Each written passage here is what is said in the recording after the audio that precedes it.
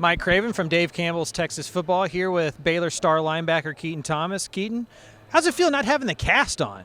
It feels amazing. Like, it was one of the greatest feelings to get it off in the West Virginia week 2, so, awesome. Felt great.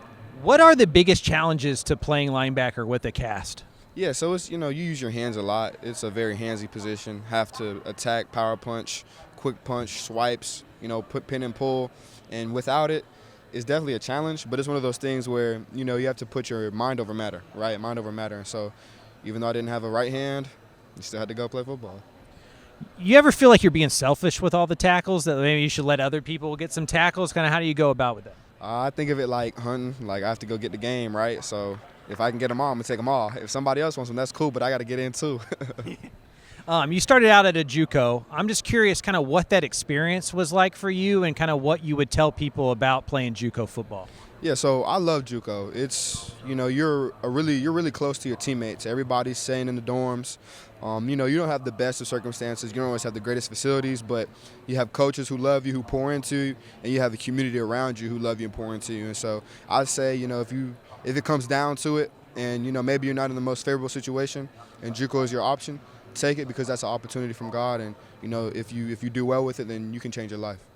Everybody I talk to at Baylor says you're one of the best natural leaders that they've ever been around. Where do you think that kind of ability comes from? I think it comes from my family. I'm from people who are real humble, hard workers.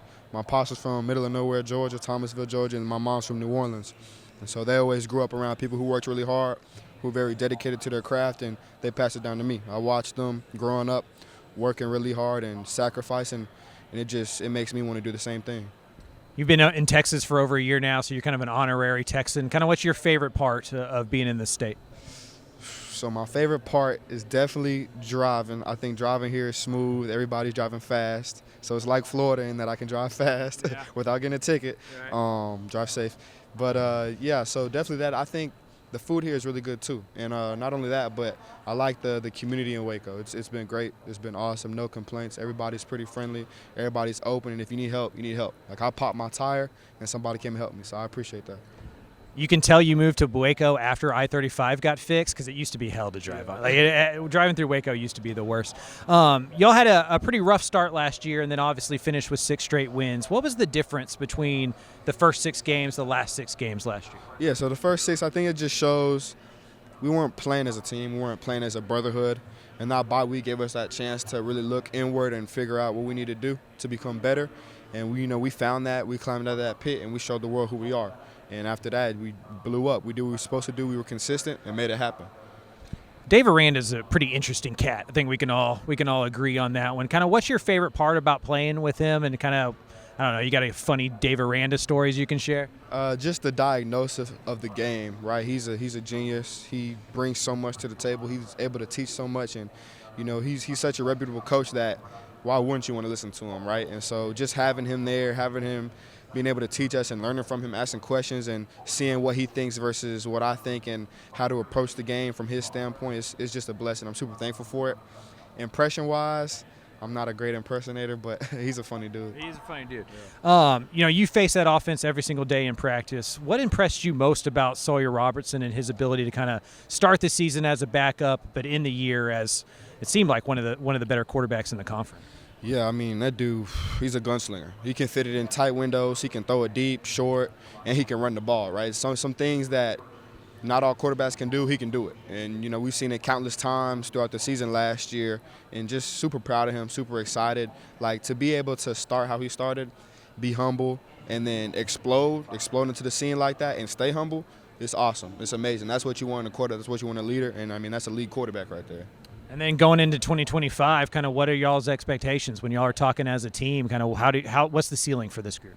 Ceiling is high, right? I'd say our potential is unlimitless, right?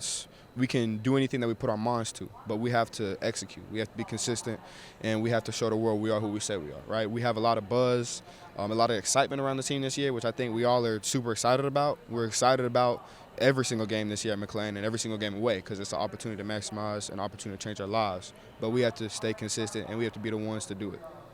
An SEC team comes in week 1. It's a pretty big game. Like, How much do y'all think about, I mean, you're from SEC country, the Georgia and stuff like that. How much do y'all think about kind of the Big 12 versus those conferences and kind of representing for this group? Excited. Like, playing against LSU, that was awesome. That was one of those where you take a snapshot in your mind and just enjoy the moment. As teams you grew up watching, right? Especially being from SEC country. So, man, I think we just want to show that we can compete with anybody, right? Like, that's one of those games where you get that feel of a college playoff feel. And so I think we just want to show the world that Big 12 can compete too.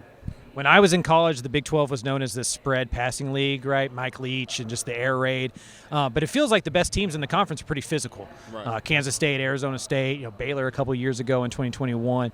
What were your, what was your thought of what the Big 12 is and what has it become now?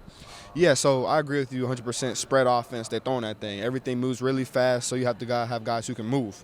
Now it's a little bit of both. You have some teams who are heavy on the run and some teams who are heavy on the pass, and so you get a mix of both. I think it's realistic to the league in ways that every week you're going to get some sort of run or some sort of pass-heavy offense, and so you're going to have to adjust. You're going to have to be able to do things that maybe other conferences might not have to. But, yeah, I think it's awesome, right? You get to do all type of things, play against all type of schemes, and it's really fun. I don't know how much you pay attention to numbers and set goals, but do you have kind of some markers for this year? And I guess what are they if you want to share them? Yeah, so I have a good bit of goals. First is just not trying to recreate but be better, right? Better myself. I still feel like I left a lot of plays out for last season, and so I want to make those plays, just being better pass rusher, working on angles, and just continue to get guys down and become a better leader too. Be easier with two hands this year. Yes, sir. Keaton Thomas, Baylor linebacker. Appreciate you. Yeah, thank you. Thank you.